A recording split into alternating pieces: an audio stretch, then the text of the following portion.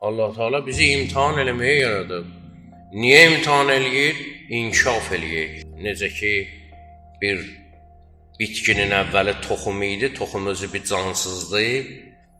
Çörüntü ilə torpağın altında şiddət gördü, qalxdı, bitki oldu və o yenə şiddət gördü.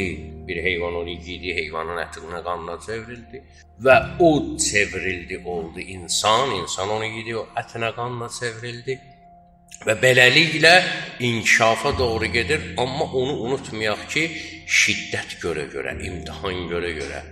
İmtihan görəndə ucuzlaşır, bahalaşır. Tabii ki, bahalaşır. Buğda dəyirmanda şiddət görür görməyinə, əzilir. Buğda dəyirmanda əziləndən sonra nəyə çevrilir? Una. Unun qiyməti buğdanın qiymətindən üstündür, şiddət gördüyünə görə. Əziyyət görüb inkişaf elədiyinə görə.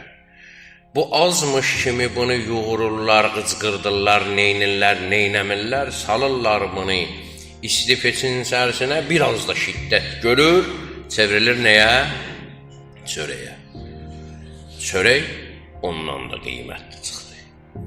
Yəni, təbii ki, insan imtihan olduqcan, imtihan yəni bu şiddət, başa düşdüyümüz o şiddəti gördükcan, ilahi sınağı gördükcan insan yuxarı qalxır, inkişaf eləyir. İnkişaf elədikcan, tabii ki, hamı inkişaf eləmir, ha. O buğda ki, dəyirmanda şiddət görür, uyudulur, hamısı un olmur ki.